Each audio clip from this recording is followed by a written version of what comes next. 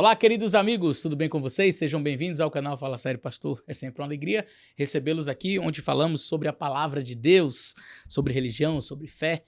E você pode enviar sua pergunta aí no meu Instagram, que está aparecendo embaixo, e eu vou colocar você aqui no canal, você vai aparecer aqui e eu vou responder a sua pergunta. Hoje a pergunta vem do Augusto, lá de Viana, no Espírito Santo. Fica com a gente até o final, tenho certeza que você vai gostar.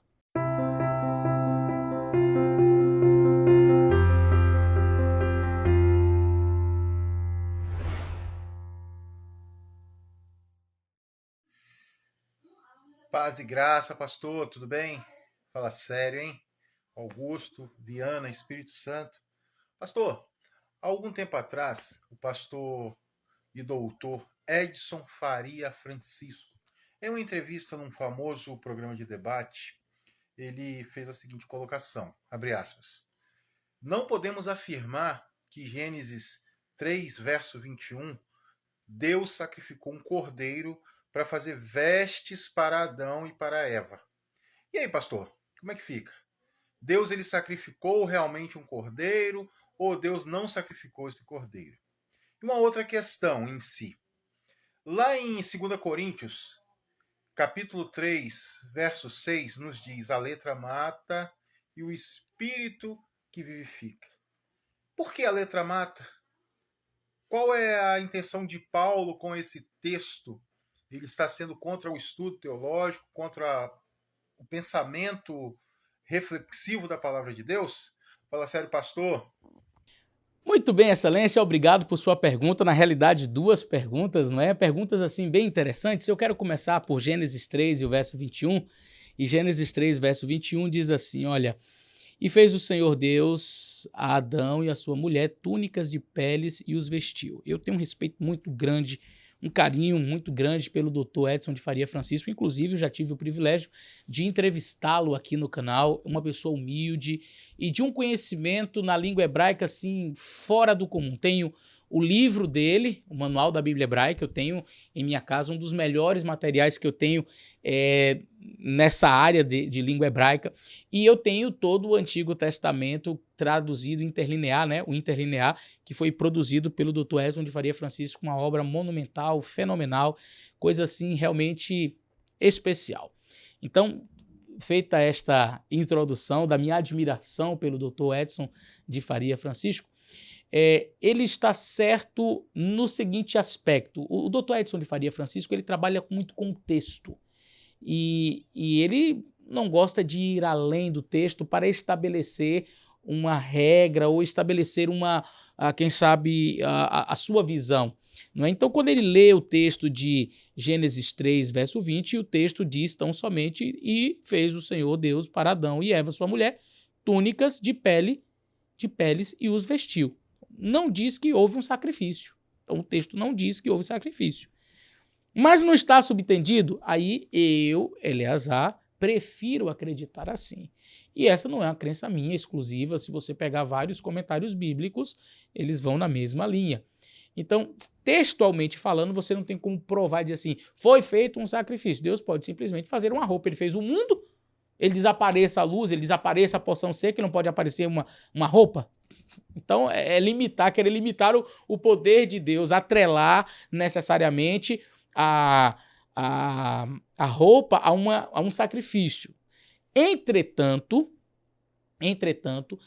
parece sim indicar o texto que há um sacrifício pelo fato de que isso ocorre logo após o pecado. E é como se, e aqui eu repito, não está no texto. Mas é óbvio concluir, e é interessante esta conclusão que vários teólogos têm, de que Deus estabelece ali o primeiro sacrifício como mostrando para Adão e Eva o que o erro deles acarretou e estabelecendo de fato o ritual de sacrifícios que mais tarde, apesar, por exemplo, de não haver uma ordem expressa de Deus, assim, olha, vocês têm que sacrificar, quando você vai ao capítulo 4 do livro de Gênesis, sem maiores explicações, diz que o seguinte, capítulo 4, verso 3, e aconteceu ao cabo de dias que Caim trouxe do fruto da terra uma oferta ao Senhor, e Abel também trouxe dos primogênitos das suas ovelhas e da sua gordura. Ok, então o texto simplesmente diz que eles trazem oferta. Mas em que momento foi instituído isso? Veja que o livro de Gênesis não está preocupado em estabelecer. E naquele momento Deus fez assim e estabeleceu a ordem para sacrificar. E a partir de então ficou conhecido os sacrifícios. Não é essa a preocupação que o texto traz. Mas fica subtendido, fica ali como uma análise lógica, óbvia do texto, Deus estabelecendo logo após o pecado a redenção. É como se Deus estivesse dizendo assim, olha, esse cordeiro está morrendo, esse é o meio que eu estou providenciando para vocês terem a salvação. Eu quero ler o que diz o comentário bíblico adventista sobre esta questão. Eu sempre indico este comentário, então eu quero ler para vocês. E o comentário bíblico adventista diz o seguinte: antes de expulsar Adão e Eva do jardim, Deus lhes forneceu roupas mais duráveis, adequadas ao difícil trabalho que se encontrava à frente e que servissem de proteção contra os extremos de frio e calor que se seguiam à queda. As peles também eram uma constante lembrança de sua inocência perdida, da morte como salário do pecado e do prometido Cordeiro de Deus que, por sua própria morte vicária, tiraria o pecado do mundo. Aquele que havia sido comissionado como protetor dos animais, infelizmente, se viu tirando a vida de um deles. Eles precisavam morrer para que ele pudesse viver. O ritual dos sacrifícios, embora não seja especificamente mencionado aqui, foi instituído nessa ocasião. A história dos sacrifícios de Caim e Abel, relatada no capítulo seguinte, mostra que os primeiros filhos de Adão e Eva estavam bem familiarizados com esse ritual. Se Deus não tivesse comunicado regulamentos definidos quanto aos sacrifícios, sua aprovação à oferta de Abel e desaprovação à de Caim teria sido arbitrária. O fato de Caim não acusar a Deus de parcialidade evidencia que tanto ele quanto o irmão sabiam o que era requerido. A universalidade dos sacrifícios de animais nos tempos antigos indica uma origem comum dessa prática. Aqui você pode notar claramente que, de fato, parece que neste primeiro momento, Deus estabelece. Ademais, vale refletir que Adão e Eva, logo após pecarem e perceberem que eles estavam nus, o que eles fazem? A Bíblia diz que eles fizeram para si vestes de folhas de figueira. E o que a folha de figueira vai fazer? Ela vai secar, ela vai murchar. E isso mostra de maneira muito interessante que a solução humana para o problema do pecado não é suficiente. Adão e Eva logo teriam que arrancar mais folhas e mais folhas e mais folhas para cobrir a sua nudez. Ou seja, fica claro que com as suas próprias obras eles não conseguiriam ter vestes apropriadas. E então só as vestes do Cordeiro é que poderiam satisfazer, é que poderiam cobrir a nudez de Adão e Eva. Então era como se Deus estivesse dizendo para eles assim, por sua própria justiça, e as vestes na Bíblia tem muito esse sentido, as vestes de justiça que nos cobre, o livro de Isaías fala sobre as vestes de justiça, ou seja, Deus mostrando para o homem que por suas próprias obras ele não pode ter direito à salvação, mas se ele tiver as vestes do Cordeiro, as vestes de justiça de Cristo que são perfeitas, aí sim ele teria direito à salvação. Então nesse primeiro momento Deus está dizendo assim, por suas próprias obras, por sua própria vontade, pelo seu próprio trabalho, por tudo aquilo que você faz, Adão e Eva, vocês não vão conseguir ter a solução para os seus problemas. A solução está no Cordeiro, nas vestes do Cordeiro. Apropriem-se daquilo que vem de fora. A justiça imputada do Cordeiro é que poderá fornecer a vocês aquilo que vocês não estão conseguindo por suas próprias obras. Isso é fantástico. Portanto, eu acredito que sim, houve um sacrifício onde fica estabelecido para Adão e Eva a obra que o Cordeiro de Deus faria. Tá bom?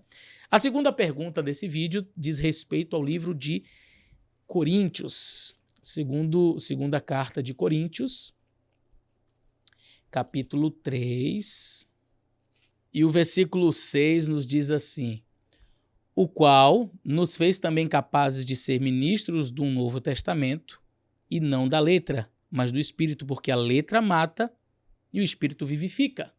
Esse texto, inclusive, tem sido muito utilizado equivocadamente. Algumas pessoas têm pegado esse texto, tá vendo, para dizer assim, olha, a lei de Deus não presta, que ela mata. Agora o Espírito vivifica, como se houvesse uma espécie de duelo, de briga, de intriga entre a lei de Deus, que é um reflexo do seu caráter, e a graça do Senhor Jesus Cristo que nos salva.